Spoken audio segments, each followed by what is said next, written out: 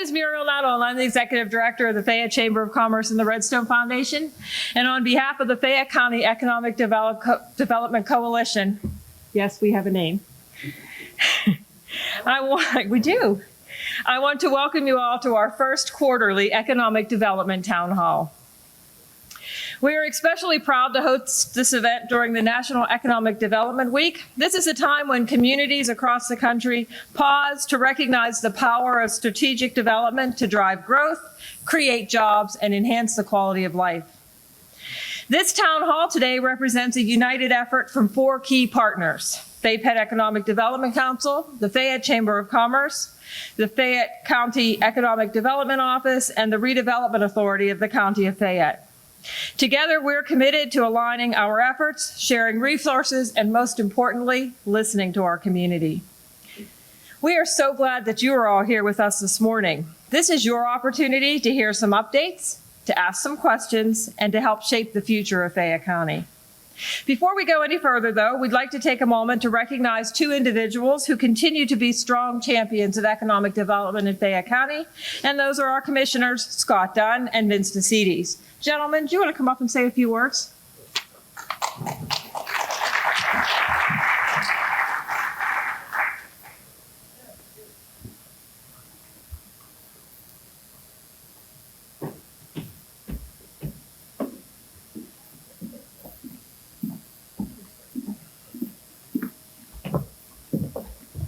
Since Mark Rafel made the microphone adjustment, I'm sure it needs to go up right now, but that's welcome and welcome and thank you. That's all I got for 7:30 in the morning. So welcome and thank you for coming out. This is such an important issue in Fayette County. It's how do we rebuild a county that, that's not sugarcoat anything, has seen decades of decline prior to now, and for us to now, and we have been, we're just kind of formalizing everything that you see now. We've been working on this nonstop since I've been commissioner, and so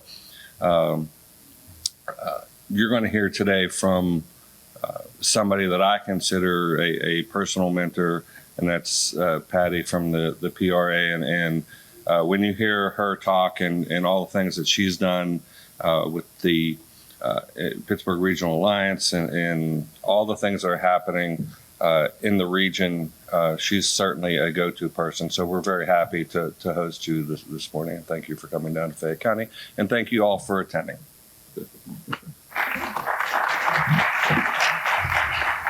Good morning. Bright and early today. That's Fayette Penn's way. I've been going to early morning meetings for 26 years now with them. I'm used to it. But yeah, this is a good thing. I'm glad to see you're having some town halls with this.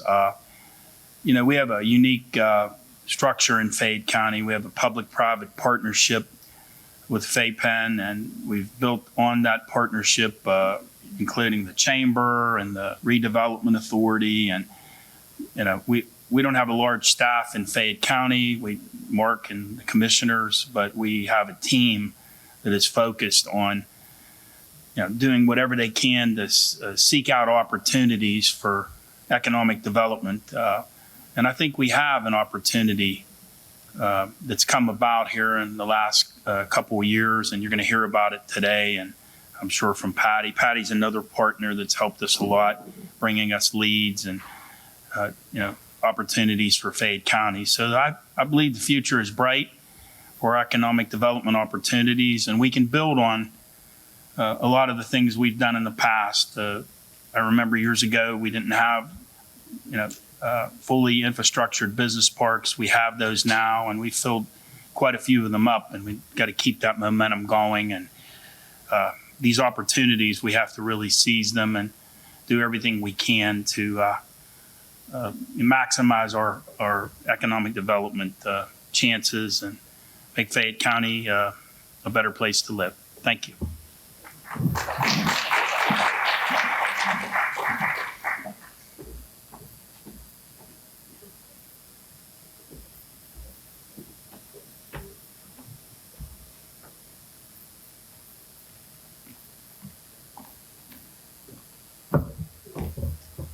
Thank you, commissioners.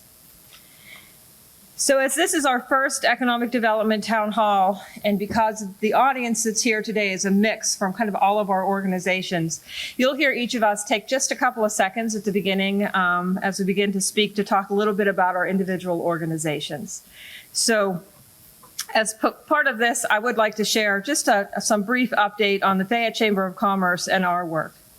This year marks our 100th year of service to the business community.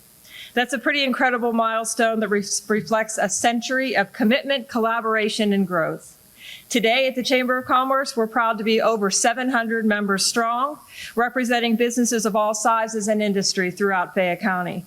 The Chamber plays a hands-on role in advancing business marketing, workforce readiness, economic development, community growth, and tourism.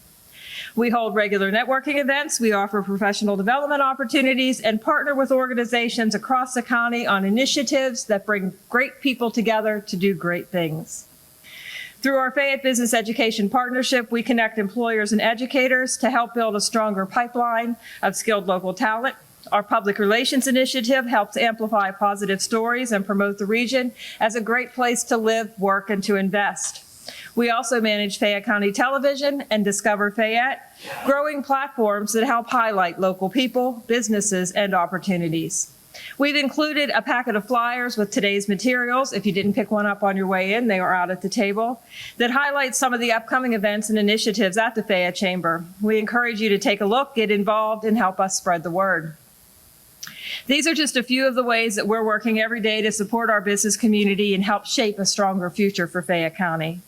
We look forward today to hearing your ideas, to answering questions, and to continuing this conversation about economic development, but not just today, all year long.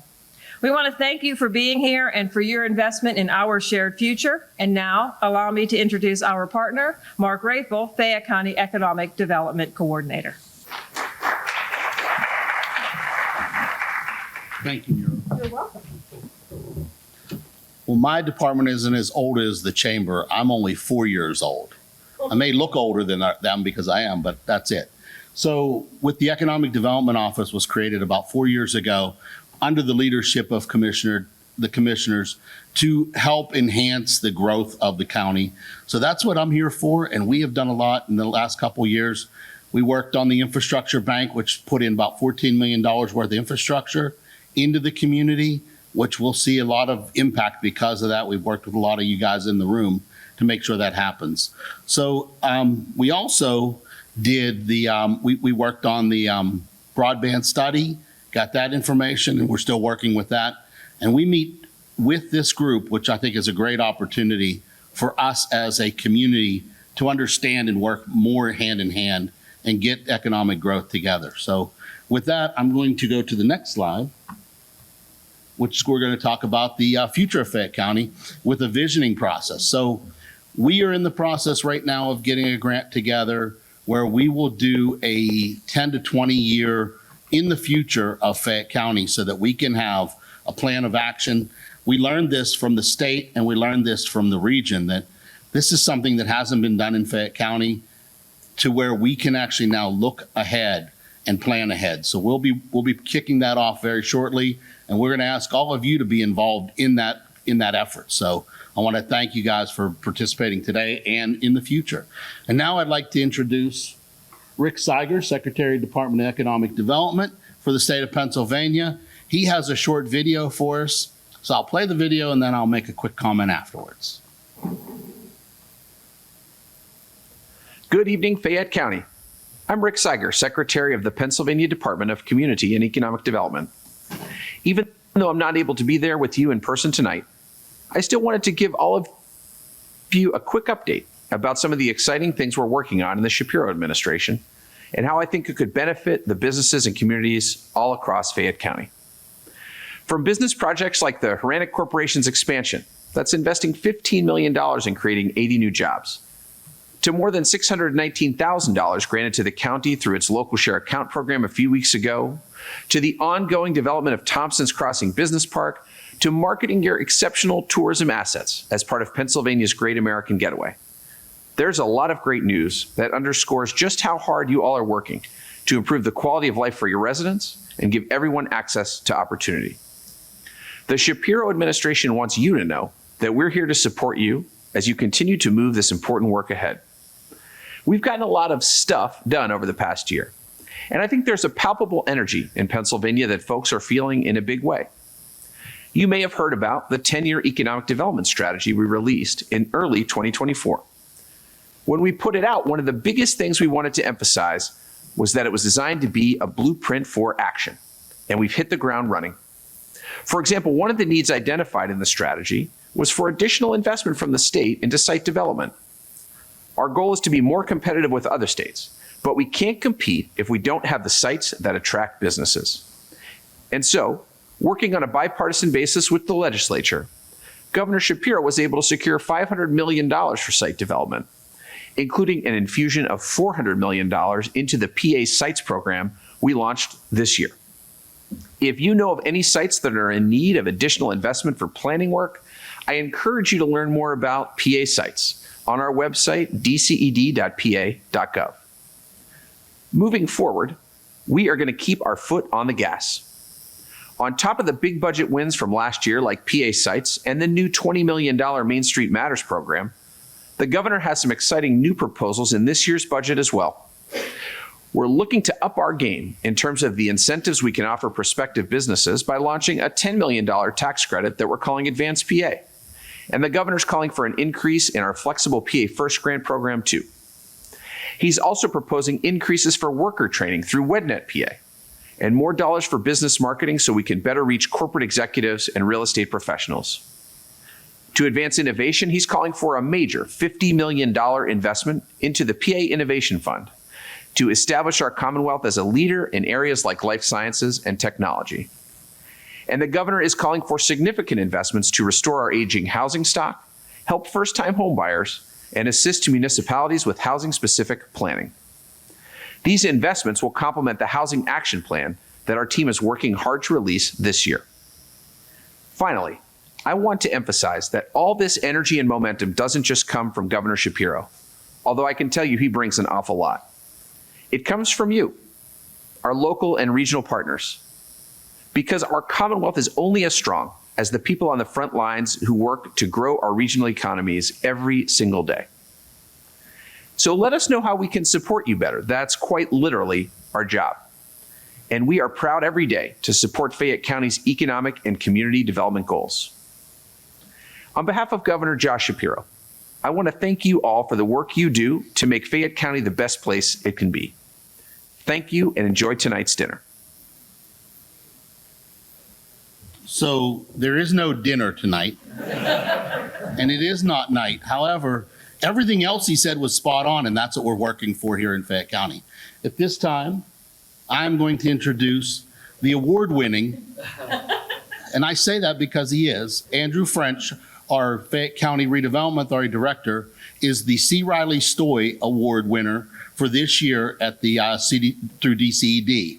C. Riley Stoy was a Fayette County resident, and he was the Redevelopment Authority Director for the City of Uniontown, who moved on to the state to create the CDGB program. So with that being said, Andrew French. All right. Good morning, Fayette County. So I'm sure everybody listened, what was it, Monday, to Tim and I on the radio show, our local AM radio. Everybody listens to that, right? So I really don't have to expand on too much, but yeah, I'm here representing the Fayette County Redevelopment Authority. Obviously, glad to be a partner in this initiative with FayPen, the county, the chamber, and really all of you. So as Rick Seiger indicated, we're all on the front line. They're here to support us as we're on the front line, and it's all of us plus all of you.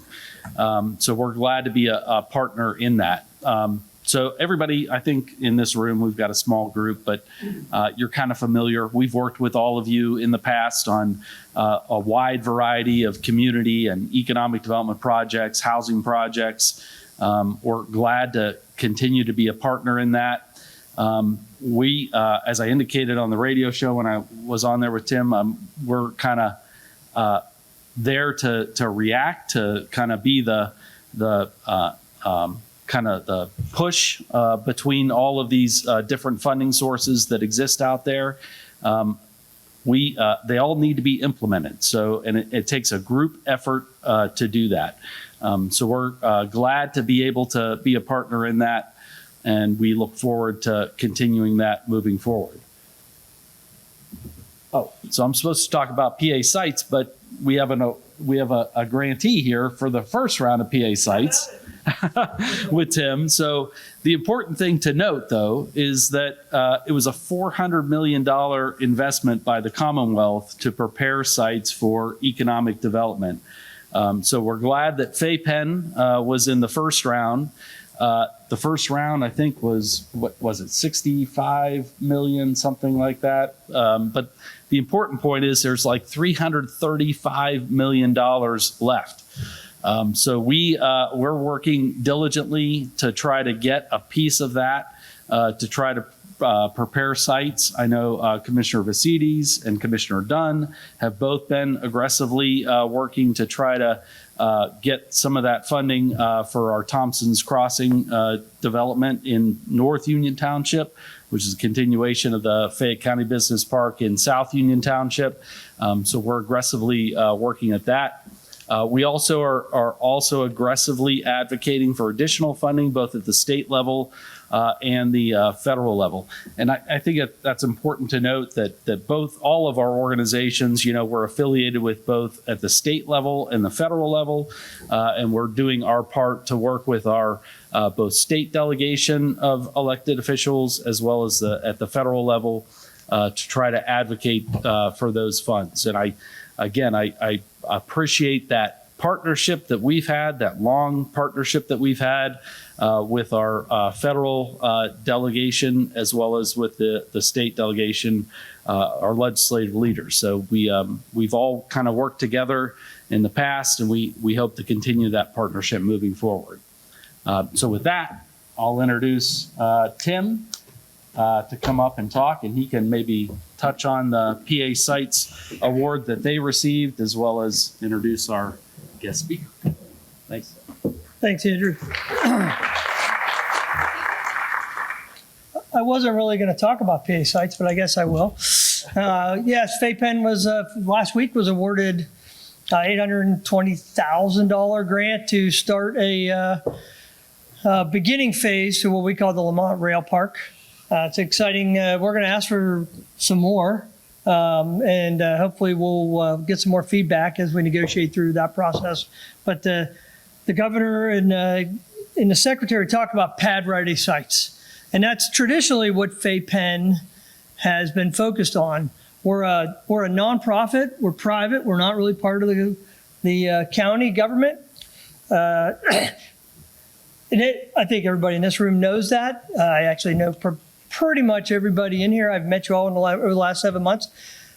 Fayette has traditionally built the business parks, and we're going to continue doing that. But we're also branching, and we've also had a large loan program. So we'll help everywhere from a startup get some cash flow. We'll help them get their good business plans together, all the way to large companies and buying large equipment. We'll help them cheaper rates and faster is one of the things that we always promote. We also have, we're moving in other directions. We're considering loans to help out with, not loans, but tourism is something we're focused more on these days, and recognizing that tourism is a huge economic growth area for Fayette County. And the bike trail. We're supportive of the bike trail, and we see the economic value of the bike trail and the quality of life improvement of the bike trails. The Sheepskin, the Gap. I saw one of our Connellsville brethren walking in who's building businesses around the Gap and those intersections. So I'm glad to be up here because I think one of the most important aspects is that economic development is a team sport. It's not one individual. It's not one organization. It's not one aspect of government. I see township supervisors in here. I see business leaders, politicians. I'm only 7 months into this career field, and I always find it fascinating that everybody is trying to do the right thing. Everybody's focused on the right thing. Everybody's trying to grow economic opportunities. Sometimes we disagree, and it's okay to disagree. We need to figure out how to disagree cordially and come to the room and have a conversation. Fayette County, let's face it, has some strengths and it has some weaknesses. For me, what I see, if I look at our household income, we're darn near the lowest in the state. We need to be real about that. We need to focus on that. Our economic heyday was probably 50 years ago, maybe even longer.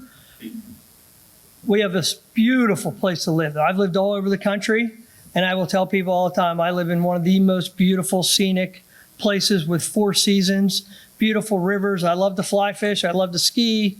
I like to bike. I like to hike, and so do my children.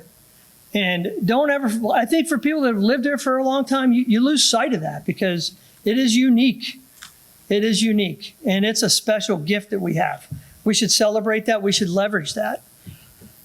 We also, so on the weakness side, we're on the lower end. We're losing 10,000 people a decade, moving out of the county. That's our population decline. That creates real, I would say, symptoms of a problem. You'll see symptoms in schools closing, right? These things that people get upset about. Well, when the population decreases, that's an economic problem in my mind. The symptom is that a school is closing because there's not enough kids to support that. So I took this job because because my wife told me we're not leaving this county and we're steers, so I might as well get busy making it better. And that's, as I've been in this role now, I became aware of this data center concept and the opportunity that's in front of us today. And I get it. Some people are afraid of this, right? Change causes a natural human reaction of fear. And the first thing of fear is to push back. But to counteract that fear, you have to become informed. We have to come to these events. You've got to learn about what's out there and get the correct information from a reliable source, not what you read on the internet, on Reddit. There's all sorts of craziness out there. But we have to balance our culture, our agricultural, background with these opportunities. Some people will say we are facing the next industrial revolution. Artificial intelligence is the main driver of that. Data centers are a byproduct. And then at the same time, the demand for energy is going through the roof. So with that, we have brought in some experts. Ladies, if you want to make your way up here, I'll introduce you. First off, someone stole my thunder. I think it was Scott, because I consider Patty a mentor also. Patty Horvatich is the Senior Vice President of Business Development at the Pittsburgh Regional Alliance. It's essentially a parent organization covering 10 counties, focused on location and expansion and site selection for larger businesses. Patty graduated from the University of Oklahoma Economic Development Institute. She lives with her husband, Rich, in Scott Township, so she's a Yinzer now, right? Yes. And always. And her signature event, and I knew about this before I even started in this role, we like to say in our circles that Patty single-handedly collared the Shell Corporation and brought the multi-billion-dollar cracker plant to Beaver County. So, Patty, come on up here. Let's have a warm welcome for her, and then I'm going to introduce Megan also. There's a clicker right here. Are you going to do the first slides? So, I also would like to introduce Megan McNulty. Megan is the manager of the Site Selection and Businesses Incentives from Ryan LLC. She's obviously not very I guess you're quiet about your past. So I had to do some internet sleuthing. I don't want to say I stalked you online, but I looked up some stuff. She's a graduate. She graduated from Elizabeth Ford High School, so she's local also.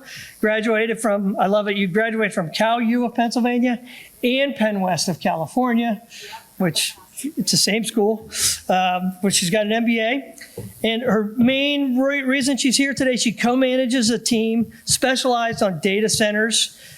She has 12 team members. And I guess the best way to describe it is your clients are the data centers. Is that how you would clarify that? Come on up, Megan. So warm welcome. Please give Megan a warm welcome. Show's over you, ladies. We get this one.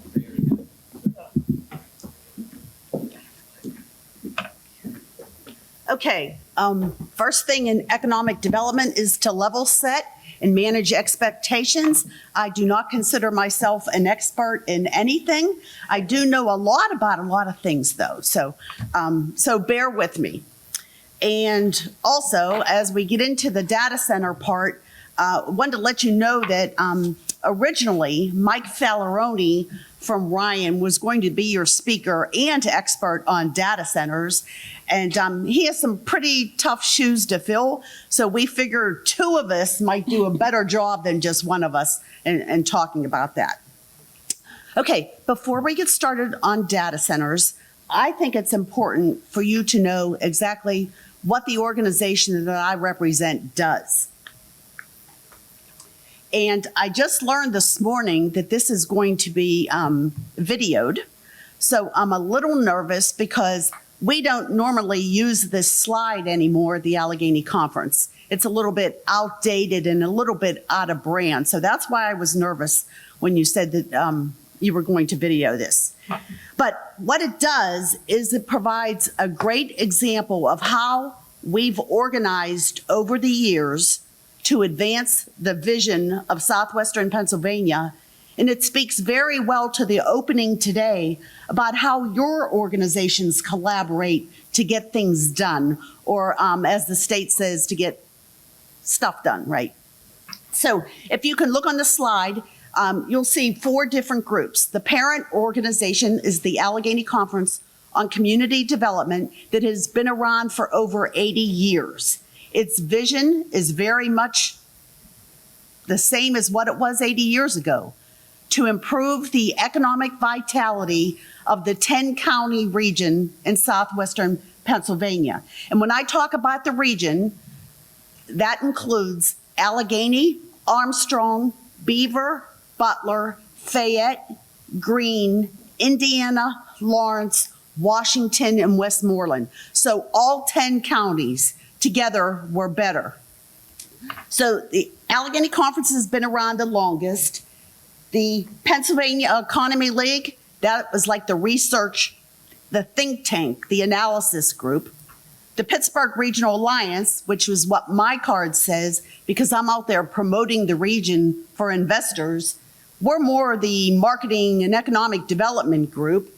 And then the Greater Pittsburgh Chamber of Commerce, that's the business group, right? So they were doing all the advocacy and the lobbying efforts. Now today we look a little bit different. The Pittsburgh Regional Alliance and the Greater Pittsburgh Chamber of Commerce joined forces, and now we're considered the growth team. So we all report up to Matt Smith, but together we're one big happy family, all co-located. Yes, we're 501c3s and 501c6. So that permits us to do a lot of different things, but again, all to advance the vision.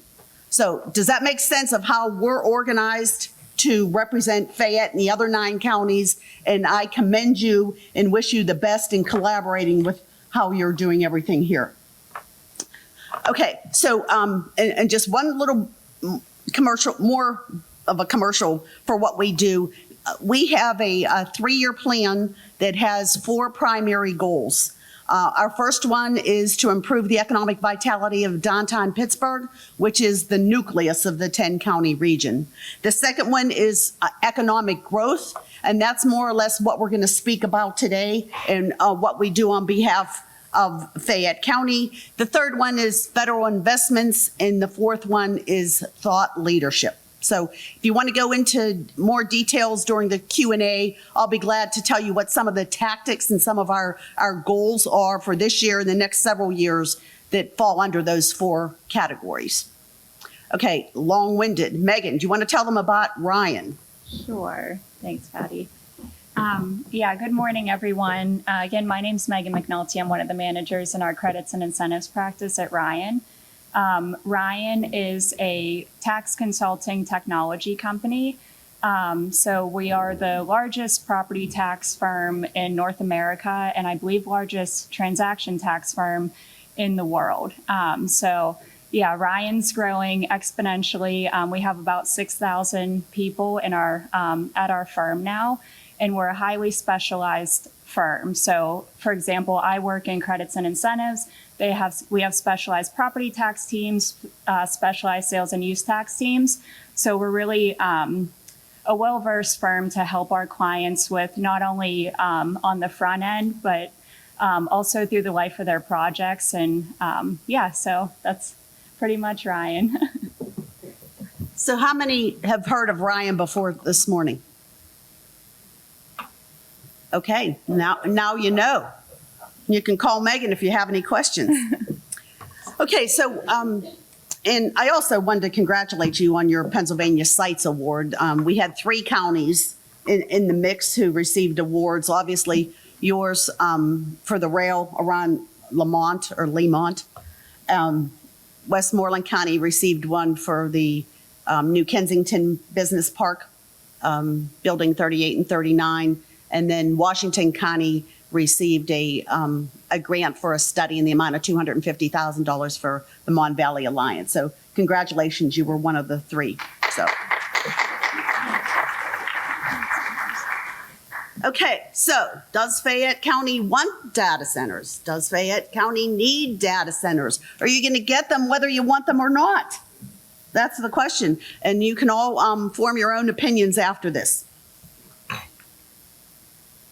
Okay, first of all, do we have any electrical engineers or anybody from the electric utility in the audience?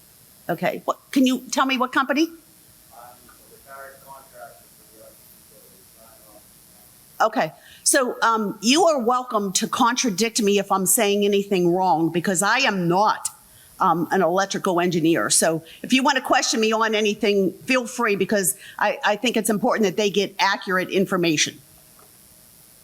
No one else is allowed to contradict me, okay? Okay, so let's talk about community perspectives, tax impact, the legislative recap. We're only going to go this deep on this. I think Megan has probably half the state's information on the bit. We're not going to go through all of that. Hot markets, and then some future of the industry. So when you think of a data center, do you think of a little computer room with some raised floor and special HVAC? That's how it was in the olden days, right? That's not how it is today. So data centers are very powerful, electric intensive, large. Many of them look like warehouses. What else? They're huge, right? So when someone comes to us and they're looking to site a data center, what's the first thing that they ask us, right? In the old days, it was location, location, location. Then it was workforce, workforce, workforce. And now it is power, power, power. That's what they want. That's what they need. It has the longest lead time. So what they're doing is they're surveying our whole 7,200 square mile southwestern Pennsylvania area to find out where most of the power is. So when we're talking about site location decision criteria, the power is number 1. Obviously, the land is very important. Water is very important. All these matter, but what's really important, does the community want them? So that's why we're here today for Fayette County to figure out if you want them, and if you're going to get them, how you need to be prepared for it. Okay, so do they create well-paid jobs? What do you think? I would say yes. Yes, yes, they Data do. centers create very well. Do they paid jobs. create a lot of jobs? Not if you're comparing it with advanced manufacturing or warehouse distribution, but the jobs they create are very good jobs. And the economic impact they have is very important. So when we talk about economic impact, we looked at the direct, the indirect, and the induced amount of jobs. So yes, it's those people employed at the data centers, but it's also their vendors, their suppliers. It's also the people who are shopping at your grocery stores or at your Walmarts, right? So it's an economic impact of effect that's important with these data center jobs. And do your companies need them? Do your big engineering, financial service companies, are they leasing space in Northern Virginia? What is it, Loudoun County? Or perhaps over in Columbus, which has become a hotbed for it. So do you, again, this should help you answer your question. The suppliers support the local economy that we talked about. And then what about taxes? Is that a benefit? Yeah. Even with incentives that we're seeing at the state and local level, the tax revenues to the local jurisdictions is exponential. Happy to share some data. We didn't add it on the slides, but yeah, if anybody has interest in what we're typically seeing, happy to share that as well. So what we are offering today, hopefully, I'm speaking on behalf of Ryan, but if we have a particular site here in Fayette County and we want to kind of do a little analysis on what that economic impact of the taxes are from, are we talking the state, the local, the school district? Ryan might be able to help us do one of those little spreadsheets that can kind of show us the good, the bad, the ugly, whatever it looks like. Yep.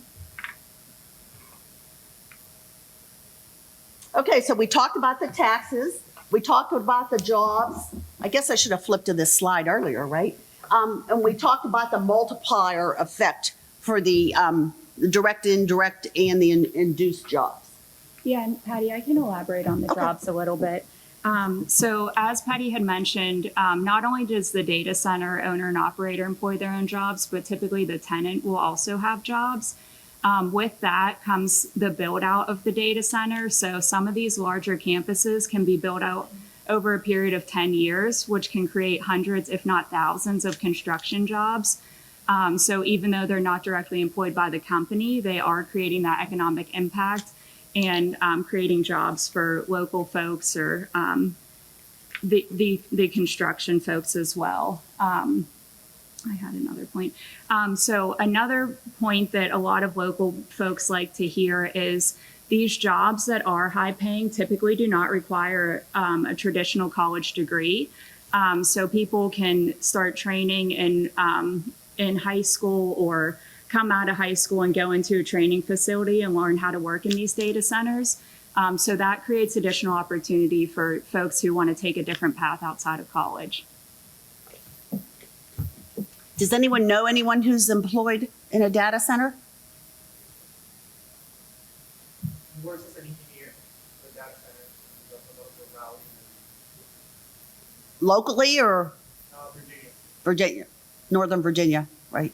They're, that market is somewhat saturated, and that's why data center developers, owners, operators are all looking at other places because they put such a heavy concentration there in Virginia. Would that person like to come here to southwestern Pennsylvania and work if we get some data centers? Okay. And we want this to be interactive, so feel free. Don't fall asleep. Yes. So you mentioned like hundreds of thousands of construction jobs could, be created by data center construction. Yes. Once that data center is built, how many people can we expect to be working in it? So it's, perfect done, or, That's a fair question. I'll let Megan answer it too, but my answer would be it depends. It depends on the size of the data center. So some of the ones that we're looking at, and we didn't go into the different kinds of data centers, but some of the very large co-location ones or the hyperscale ones, will employ hundreds of jobs, but not all at once. They usually build one building at a time. So the construction jobs could last for maybe 7 to 8 years because they'll build one building and house all the equipment, all the networking inside it, and then go to the next one. But the amount of jobs, again, it depends on how many clients they have, end users. And there is a formula that we can get you if you would like that. But that's a good question.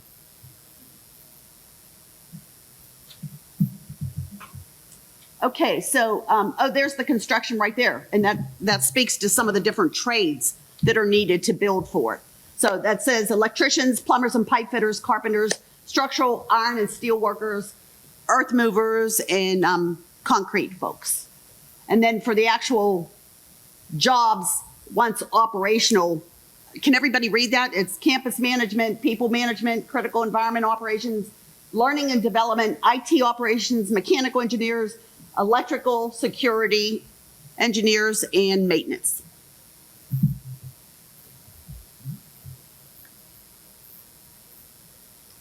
Okay, so this is what we were talking about. If you have a particular site that you want analyzed, they will be happy to do that, not me.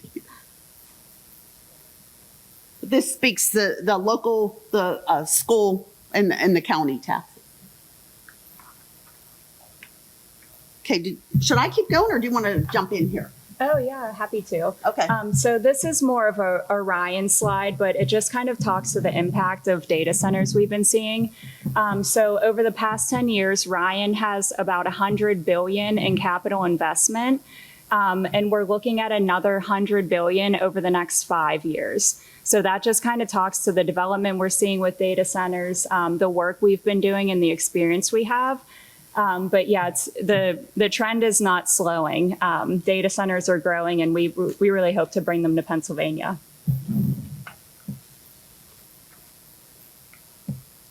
Okay, we're going to skip over a lot of these. So these slides are actually a combination of two different events. One is we had a little lunch and learn in our office, and we asked Ryan to speak to some of our county partners and to our employees. We called it a data center 101. So we took their slides. Luckily, Tim was there, and he learned a lot and liked Mike and invited Mike to speak today. And then the rest of the slides are from a webinar. Mike, and I think his name is Matt. Matt Lowell, yes. Matt Lowell, one of the other partners at Ryan, they hold, I'd say, periodic webinars, or I don't know if there's some cadence to the timing of them, but they actually provide updates on a lot of legislative issues. So the next slides actually, so this one's California. So we have them on many states, and we figured we are not going to go through all of them, but I was going to ask Megan to speak to ones that we compete with most closely, and the first one will be Ohio and Indiana. Okay. Yeah, so Indiana introduced a bill to eliminate the 30% personal property depreciation floor.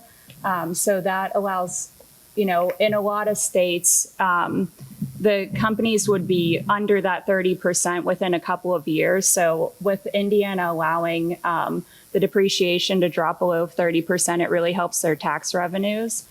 And then the increase to BPP exemption from $80,000 to $1 million, and then that will increase to $2 million in 2026. Again, allows for companies to save more through these data center programs. In Indiana, there's also talks of repealing BPP tax in general. So that's kind of always been in the works, probably for the past 10 years. But it's still a conversation, and, makes Indiana more competitive with states like Ohio and Pennsylvania. And then in Ohio, there was an AEP proposed tariff, which would require data centers to pay 90% of the power they use. Obviously, that's not favorable in the data center world, but states are looking for ways to tax data centers and kind of make it how they see more fair for states and local jurisdictions. And then there wasn't much on Ohio and Indiana, but those are pretty much the keynotes. A lot of states we're seeing are looking for, we have the energy reform on there, so leaning towards green energy and incorporating that into their legislation and pushing companies to be more mindful whenever they're building these data centers and how they'll run them. Oddly enough, West Virginia is actually pushing for coal generation. So they have a requirement of 80% from coal. So they kind of went the opposite way. But yeah, that's what we're seeing in the local states right around Pennsylvania for now. In economic development, you always need to know what your competition's doing. So thank you, Megan. And AEP is one of the electrical providers in Ohio with their footprint expands, but that's American Electric Power, I think it is. Okay, so I was on this webinar and they're going through all these states and everything they're doing. And in the webinar, your face isn't there and your name isn't there and you can't really talk unless you put it in the chat. So I'm thinking, okay, they're saying all these wonderful things about all these great programs that all these states are bringing on. And I was getting a little disgusted until they made it to the hot markets. And my ears perked up. And I'm like, oh my gosh, please tell me we're going to be in there. I don't know who's all on this webinar. And lo and behold, we were number 1. So I put a little verbiage in the chat to make sure that everybody knew that Pittsburgh was represented on the webinar. But Megan, you want to speak to what Pennsylvania is doing? Yeah, it's very exciting times in Pennsylvania. So in 2022, Pennsylvania updated their sales and use tax program for data centers. They allowed for a 25-year exemption, and then there's with every program, there's requirements on jobs, CapEx, local wages. So yeah, Pennsylvania's making some great efforts to be more data center friendly. A huge step forward in Pennsylvania is the fast track permitting program. In previous administrations and for previous permitting, Pennsylvania was really tough. I know for a lot of our manufacturing clients, they couldn't even consider Pennsylvania for how long it takes to get the permitting. Data centers move tenfold from what a manufacturer would. So the permitting was a huge hindrance on data centers. But with PA Fast Track, they're making great strides to help data centers and help the businesses to get their permitting faster and make Pennsylvania a viable state to locate in. There's a lot of land in Pennsylvania. We have the power. The governor's doing great work for power gen. Is it JPM he's working with? Yes. Yeah, so great partnership there now. But yeah, so there's a huge push to have Pennsylvania become more data center friendly, and happy to answer any questions on Pennsylvania and the progress we're making here. Any questions for Megan on that? Can you give just maybe go over some examples of our city?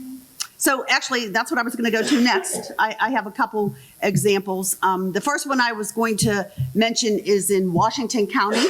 A very large land developer called Imperial Land has carved together a lot of acreage. They've assembled a lot of acres, which they're referring to as the Fort Cherry Development District. And they're doing something very creative there. They recently announced a partnership.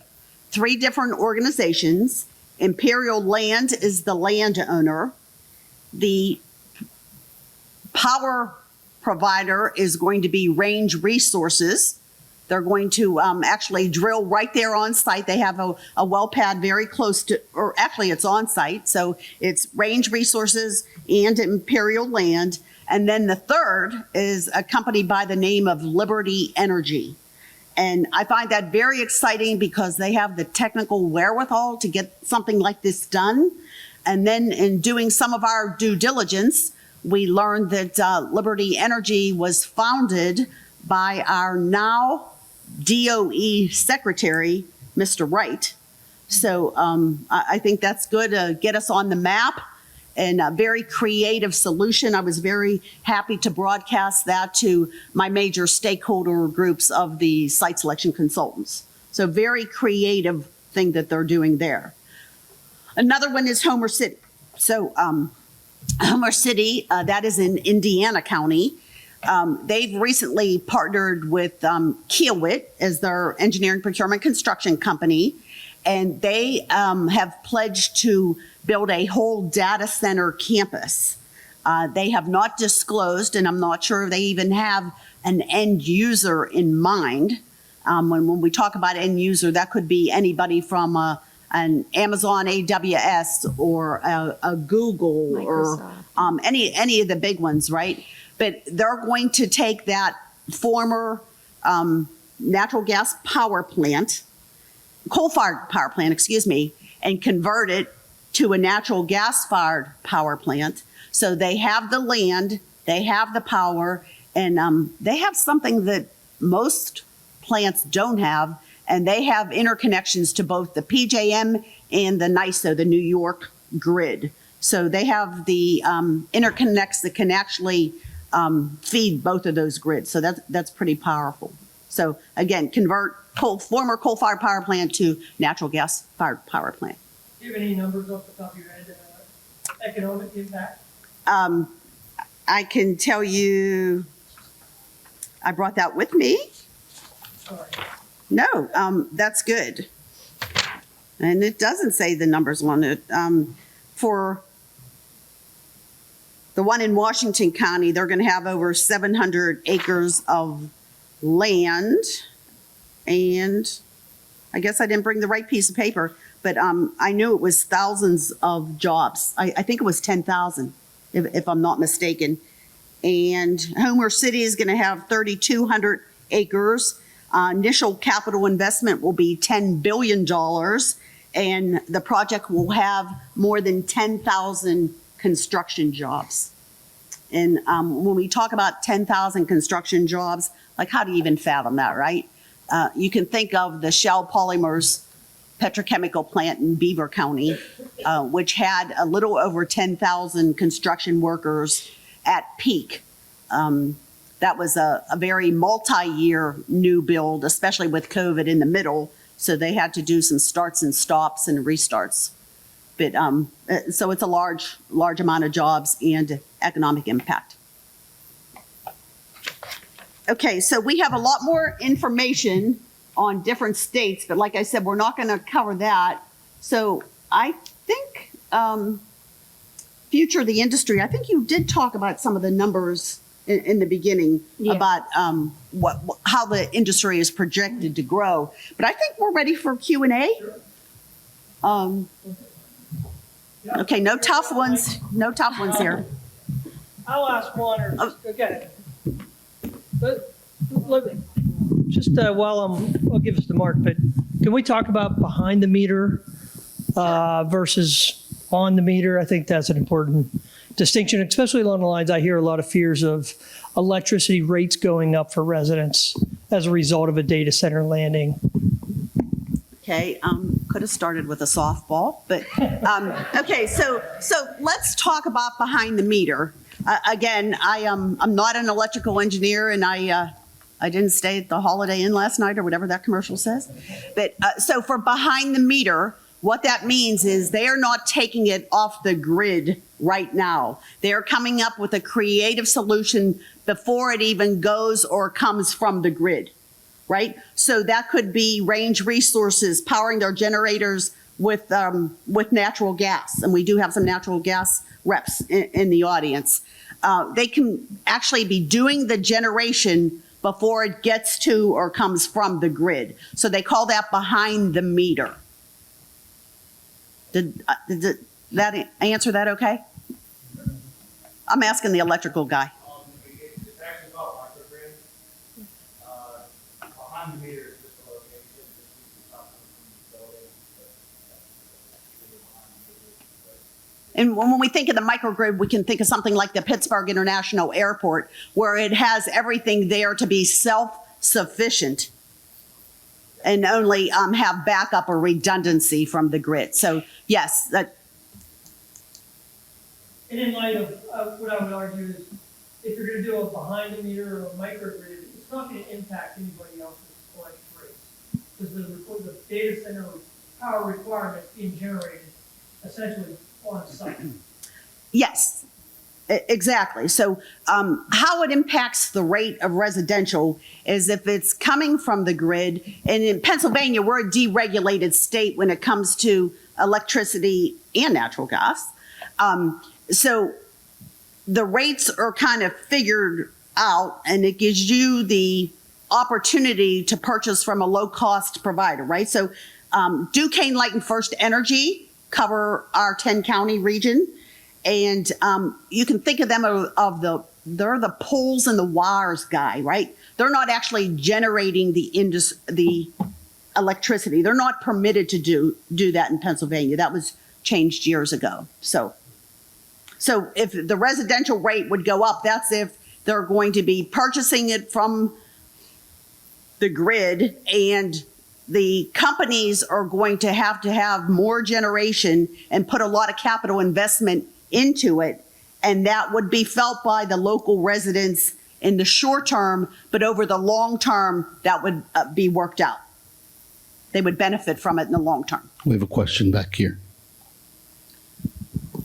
Good morning, Patty. Thank you so much for joining us. Thurso with Representative Ryan Warner's office. Curious about the long-term environmental impacts. We are blessed with a lot of beautiful natural resources in the area. So obviously, I would love to know those answers. So I would say, and what I do say as an economic developer is, our state and our local municipalities are not going to do anything that puts the local folks in danger, right? They're not going to permit a facility that is exceeding some of the regulations that are out there. And I'm not trying to skate your answer. I don't know how much power they're using, what type of equipment they're using to say what they might be emitting or what kind of permits they need. But I really trust the system when it comes to regulations. And if anything, I know sometimes I think we're more stringent, right, than some of the other communities or states that we compete with. So I personally am not worried about that. I don't know, Megan, do you hear anything about that? No, I guess, like, as I mentioned, a lot of states are pushing for green energy and promoting data centers to do the right thing.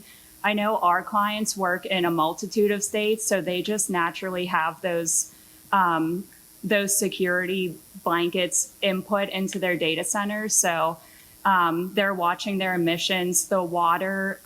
One huge thing people also ask about is the water usage. I know my major clients use a closed loop system. So they're just recirculating that water through the data center, and all they need water for is, we say, washing your hands and flushing the toilet. So you're not pulling in from the water aspect as well. So yeah, yeah. That's a technology that has evolved previously. Data centers were cooled by water. It was an open source. It would come in and flow through all the equipment and flow out. But now it's a closed loop system. So they're using the same water in the data center for cooling. The larger projects that I'm working on, and we have 8 projects in our database that we're currently working on for the region, and I believe the majority are using the closed loop technology. I have kind of a lengthy question. So you had mentioned Kiewit is doing the engineering for the one site. So I want to kind of use that site as the example. I know some of the answers, but I want to kind of just have the conversation about it. Is Kiewit also doing the permitting for that site or just the engineering? You know what, I do not know, and I am under an NDA. So if I knew, I probably wouldn't be able to answer. So everything I'm reciting about that project is what was released in the press release. Understood. So one of the things that you're talking about of jobs, an influx of jobs, a lot of what I have seen with data center construction are the jobs will be filled by out-of-state companies, out-of-state unions coming to the area. I call it the locust effect, where they come in, they feed for 2 years, they supply our hotels and our local diners and restaurants, but then they're gone. And you see the Wisconsin plates or the Texas plates, but how do we ensure that the work stays with the Pennsylvanians? How do we build our communities and not just have a 2-year growth explosion of outside workers come in, like we see on the gas wells, like we see in the transmission line builds or whatever infrastructure we're trying to build? How do we get that to grow our communities and not just be a short-term influx for our school systems, our hospitals? Having people move here, stay here is what we want. Fair question, right? And I feel the very same way that you do too. I want our locals to get the jobs first. And as economic developers, what we do on a routine basis when we're trying to attract someone to the region is we encourage them to use local and definitely to partner with the expertise in the region. So every company that comes here will say, do you want a list of engineers or engineering companies or construction companies to partner with? They know our earth, right? They know our permitting systems. Partnering with them and having a local address means a lot to our community, right? That's what makes us special in this region. We care, and we don't want just the fly-by-nights. That being said, we don't have a whole lot of workers these days, right? Thankfully, our unions are their benches are pretty good right now, and they help us when we're trying to attract these big projects to the region. But we do not have a lot of workers. I am working with several companies that recently chose southwestern Pennsylvania as their location after an extensive search, and they are having trouble finding workers. So we, as community leaders, are charged with making sure some of the folks are upskilled so they can do higher level work, and that we have that constant inflow. So that's on all of us. Absolutely. So the second part of that question is, you have call it the 2 to 5 year construction time frame of building these campuses, these facilities. What is the staffing? Do you know? Call a 10-acre site. I don't know the size of the site that you're specifically referenced earlier, but what is the overall long-term staffing? I know you mentioned there's 6, 7, 20 different types of positions, electrical engineers, etc. What is for that 15-acre site? What is the long-term employment? Is it 200 employees? Is it 1,000 employees, or is it 20? So I'm going to kind of for confidentiality, I'm going to meld two projects together when I answer your question. One in particular, they needed 500 to 700 acres. So most of the ones that we're seeing now, we're talking hundreds of acres, right? This particular company was going to erect 8 different buildings on this site. So in terms of the employment, the construction workers would build building probably 1 and 2 simultaneously. And then once that's filled, start with 3 and 4, et cetera. So they were telling me it was an 8-year build on this one particular project. But the projects, we're talking hundreds of acres and a whole lot of megawatts, right?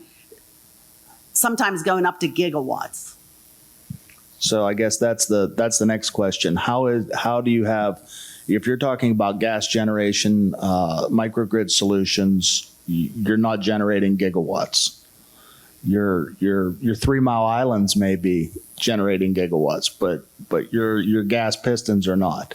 Your solar field is not. Your wind power is not. Even your coal facilities, we would be using all of what Fort Martin produces now to supply what I'm guessing 2 or 3 of those buildings that you're building are requiring. So how do we not affect the the electrical generation for the communities, how do we get the buy-in from the utilities to upgrade their facilities to increase the 500 kV lines? You're not feeding 13 kV your distribution feeds like you have to the residentials. You're looking for large capacity power. That it's a long-term process in itself. So if you have a site that you want to put in, you're doing the electrical infrastructure of a 25-mile to a 30-mile line to get to that site to help facilitate whatever, if you do have gas backup on site, or if you do have some sort of other primary source.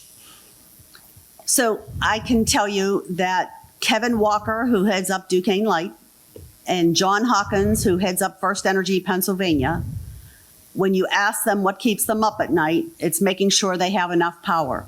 So they are very concerned that there is going to be enough generated that they can use their poles and wires to get that to the people they need. They are also working with us. One of the big bets of the Allegheny Conference this year is advanced nuclear, right? It's relatively clean, and it can power data centers, but not just data centers, any heavy electrical intensive industry. Advanced manufacturing is one of my favorites, right? Because the multiplier effect on advanced manufacturing is huge. They are trying to come up with solutions. We have this energy task force group as part of the Allegheny Conference board leadership, and they are working to come up with new technologies, new initiatives, advanced nuclear being one of them, to kind of help us keep the power that we have and have more to grow. Now, Pennsylvania, we're actually a net exporter of energy, right? We produce more than what we use, but it's going to the grid. So everybody's benefiting from that. We would like to generate even more here to have these creative solutions for these energy intensive projects. Did I answer your question? Partially, Okay. but it's a longer conversation. I just wanted to. I'll jump in. So we've been talking to a lot of different data center solutions. And one of the things that almost every one of us in the short term, in the 5 to 7 year time frame, they all understand they have to come with real power generation. You don't have a data center here without a power generation. And it's really not the power generation, as you know, right? It's the transmission. It's the underlying. We have excess power down at the local power company, but we don't have the lines. And those lines cost a lot of money and take a lot of time to develop. So everyone I'm talking to seems to know that, hey, data centers are going to pay for it, but it's the power generation that makes it available. And the key piece of this for southwestern Pennsylvania is we have no overabundance of gas. We're sitting on, the Columbia Gas guys can tell you this, a massive amount of gas. That in the Marcellus and the Utica. That's why they're here. That's our opportunity. That's why Pennsylvania is at the top of that list. Not necessarily, and really, and we have some of the other things they need. They need space. So I don't think in the short term and every one of these guys say, yeah, eventually I want to connect to the grid. We'll sell our excess power on the grid, but they're going to build a power plant in a data center. Campus. Those big ones. That's what they're doing. But when they go to 100 kilowatts, which isn't that much, now they're considered utility. If you keep it on my understanding of state regs, and I'm no pro on this, you keep it on your own piece of property and you don't cross the property line, you can generate your own power. That's the theories that these guys that I'm hearing. That is a true statement, but that's a very gray area. I'm all about exploiting the gray areas. I am too. Yeah, they're not permitted to be a utility. The PUC and the tariffs don't allow folks to be utilities. That's the catch-22. Right. Right. You're generating your own power, not that PJM's considering you going to want to consider you a utility. The state's not going to allow you to be a utility. So you create this power and almost hold it in-house, where if we were able to supply that power out to the communities as well, if there's excess beyond the data center, you could help support our community. Everybody's experienced power outages this last, we've gotten Right. reports every other week here Right. for the last couple of months. So trying to harden the system to lessen the power outages for commercial clients, residential homes. There's a lot of options there to tie in, but the large utility has to kind of come to the table to work with the Columbia gases or Peoples gases with their microgrid solutions to help the entire community. But I don't think that the data center being able to say, oh, we're not allowed to be the utility, or we're not allowed to generate and produce power for the community. I don't really like that, if that makes sense. No, it does. It's, they can't be a utility. That's just what the rules are. So, but going behind the meter and coming up with creative solutions so that they can generate it is helping everybody, right? The local people in it, it's helping the grid as well. If they're transmitting it to outside past the meter, you're not behind the meter anymore. But they're not permitted to do that from what I understand. They are not. That's the whole Right. circular argument. Sounds like it's a bigger issue that I can't tackle, right? I mean, and I know our Pat Stefano's on the utility commission, and that is one of the things they are debating. So it's a fast moving industry. So I don't want to cut you off. You've got great points, and Right. I know you Yes. know more about this than most of us. And you're being practical. You're saying things that make sense. So, I'd like to know from maybe some of the state supervisors, what are the fears you're hearing from constituents? Those are the things that I think collectively we need to discuss. Well, I think that's what I started with. What are the long-term jobs with the data center? Yeah, that's what That's the fear. That's the fear of the local fear. Right. Of you're going to have 10,000 construction workers from here, come here, build a site, leave. Our hotel benefit, our restaurant benefit. What is the long term? Are you putting 60 families to work at that facility long term? With 20 families, 500 acres, and you told me it was 500,000 employees. How does our area supply that many employees to that field? so I'm telling you that 500 acres equals 20 people. I'm telling you that it's not worth it. I would say it's more than that. And it depends, all the different projects, we're working, like I said, with the hyperscalers, and we're open with working with the ones who are going to own and operate, the co-location firms. So each one of them have a different model that they're using. And then we're also working with the group I call the chasers, who come and tell us they have a project and they have a client and all that kind of stuff, and they really don't. Trying to weed them out too. But the utility companies, they're obligated to serve no matter who comes to them, and they need to get in a queue to do that, and then obviously pay for whether it's a conceptual load study first and then a detailed load study next.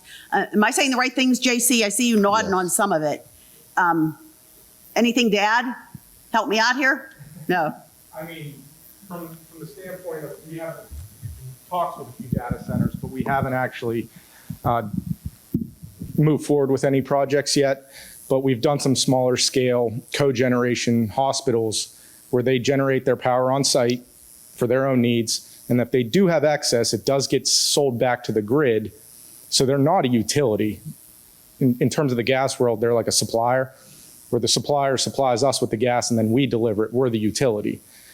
Electric works, to my understanding, almost the same way. And that's what some of these data centers have been talking to us about. You know, and they're not using gas pistons, they're using gas turbines to generate their energy because they can generate more energy more efficiently with the turbines. The challenge for us in that instance is the turbines need more delivery pressure. Yeah. And when you're talking that kind of delivery pressure, you're looking at like interstate pipeline type pressure, you know, 500-600 pounds delivery pressure. but they generate their own power needs. And if they do have any excess, they sell it to the JPM, and then First Energy Duquesne Light would be delivering that power. And that's, I think, where the disconnect might be. They're not actually a utility, they're a supplier at that point. So let me try answering it by using Shell as an example, because that's a project that I was and still am very close with. So Shell needed those 10,000 construction workers. We had to do a labor analysis to show them exactly by trade and by training where they all lived before Shell decided they were going to build that here, right? So we went out, I think it was 45-minute drive time away from the Monaca site, and said, okay, we have these many electrical engineers and these many cement masons, and by trade, by training, to show them where they lived. We did a heat map to show how far they had to cast their net to employ those people. And they were able to get it. There were a couple trades that they had to reach up to Canada to attract some folks to. But again, that was 10,000. So we did a really good job there. And what Shell was doing with the power, Duquesne Light built that new substation right there, and they needed that to start up. Right now, Shell has a cogeneration facility on site, and they are putting excess power on the grid. So, and there is a certain threshold that you're able to add to the grid in Duquesne Light territory that you're not considered a utility. And I think the airport's putting more back on the grid, and Shell is through their cogeneration facility. And I forget how many houses, but Shell puts power back on the grid every single day that can heat power. I know it's tens of thousands of homes. I have a couple comments and another question, so hang on. Okay. Greg Ruschenberg with Stone and Company, a local concrete supplier. We're actually in negotiations with Kiewitz on the concrete supply on the Homer City project. Congrats. Thank Hope you get it.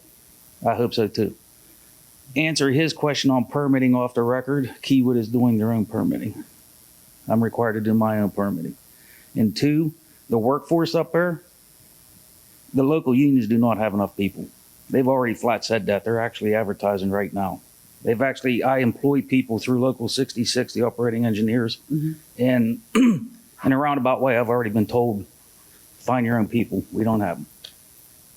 So if there's any way that we can help you make introductions with some of the other locals, we'll be happy to do that, because I know they all support their own brothers and sisters across the board. And they will have to cast a wider net. And the airport is just coming off their major construction employment, so there should be available workers from the bench right now. Okay. And thank you for sharing that information. Robbie. Yeah, hi. Hey, thank you very much to all of you who put this together. It's so informative. But I wanted to ask, I think this is a question perhaps of Ryan. Given Pennsylvania's property tax assessment situation, can you give us some idea of what sort of revenue generating opportunities there are for our school districts, the county, the municipalities? Can you expand on that a little? So do you mean like tax sources, like real property and? Well, I mean, we're limited by assessments, on property taxes, but what are the other opportunities for tax revenue generating for our local governments and school districts? Yeah. I'll jump in if you're not comfortable. Yeah. Okay. So I can't answer that specific question, but most of the companies we're working with, they want to give something back to the community, and the school districts are the easiest way to do that. We all heard of the last couple of years when so much federal funding was occurring, that the community benefits plan were some very important components of whether or not those DOE awards were won. And most of the companies, the big guys, right, not the chasers, are looking at introductions to school districts. We've been putting spreadsheets together of all the major stakeholders surrounding a certain site, and the school districts, the fire departments, everyone who could benefit in some way from that impact, Robbie, is who they're trying to help. And the analysis that Ryan did on 2 sites for us, the school districts were the big winners. I don't remember what it was. Actually, one of our counties, it actually shocked me because their taxes were already so high. And then the one that was actually the best or the most lucrative beneficiary shocked me too. So they can pull some of that information together, but most of it's on a case-by-case basis with that municipality, the county, and the school district. Yeah, and I can also add, some of our big data center clients won't even touch school taxes. So while they might take advantage of state and local programs, they won't look at the IDS or even want to take a benefit from the school district. They don't want that negative PR, Yeah, right? not They don't all want to of be them. taking it from the kids. Yeah. If I could jump in, Ryan, I went back and found my own notes from a lecture, one of the lectures that Patty invited me to attend. Let's just say one building, and this is how they data centers are in building sizes. 375,000 square feet on the roof. The long-term jobs, now this is like year 10, right? And that's a require, one building requires 10 megawatts to put it into perspective. I think everything in the data center world is measured by how much power. So some of these sites, 10 gigawatts up in Homer City, so you gotta multiply it by whatever, 100. But one building has 375,000 square feet on the roof. It's a big building, twice the size of Walmart here in Uniontown, just to give everybody a local perspective. 10 to 20 full-time employees, the tenant jobs are gonna be 10 to 20 full-time employees.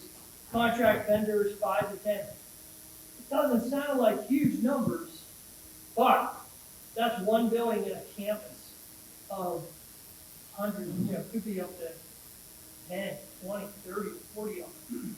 And, if you're looking at it, I think your brain's going to how many jobs per acre.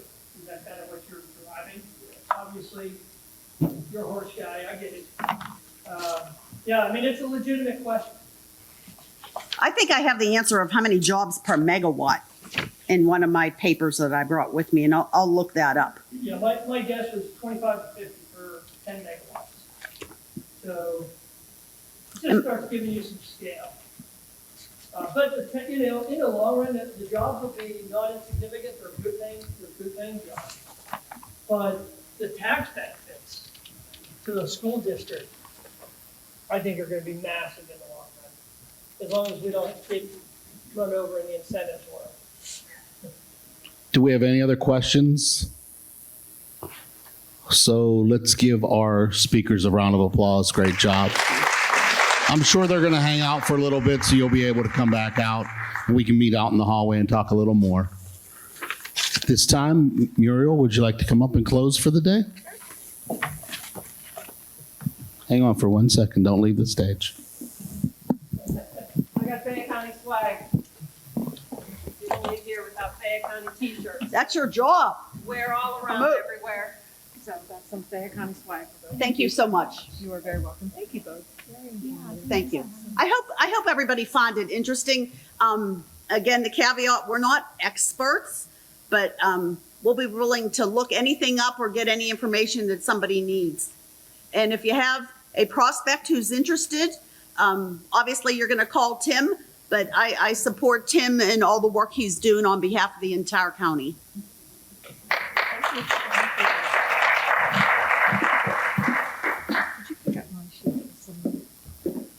I may have. Go ahead.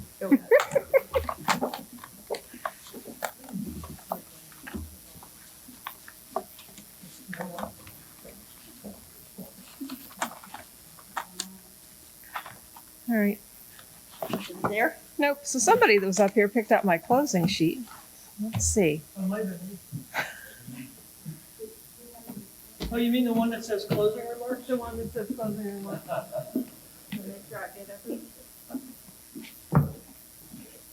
All right, so before I close, I do want to take a minute to offer some sincere thanks. First of all, to our speakers again for sharing their time, their insights, and dedication to moving our county forward. These conversations are vital as we make plans. A special thank you as well to our location host, Penn State Fayette, the Eberly campus, for providing this space and for the continued commitment to education and community partnership. I would hasten to say that we have a little battle on our hands coming forward when it comes to Penn State Fayette, and so I would call on all of you to help us in this process. We're also grateful to Fayette County Television for helping us share today's conversation beyond these walls and keeping the broader community informed and engaged, and I promise you can review it first, although it was wonderful, so you're fine. To everyone that attended, thank you for helping us today. Your presence here shows that you care, that you're invested in the future of Fayette County, and we are stronger for all of your involvement. And finally, I want to thank the partner organizations, FayPenn, the Redevelopment Authority of the county, Fayette's Economic Development Office, and the Fayette Chamber. This collaborative effort is kind of new. We are kind of getting ready in our strategy to look forward and to make some plans. And so it's nice to be able to sit together. We're together every other Tuesday morning so that we can catch up and make plans. And it's good to have this group together. We're able to create opportunities, strengthen our economy, and move Fayette forward. This is just the first. The next town hall conversation will be held on August 6th. And it will be an overview of housing in Fayette County. So you can look for the registration information coming for that very soon. We do look forward to continuing this important work together. We want to thank you all again for being here with us today, and we wish everyone a wonderful rest of the day. Thank you all.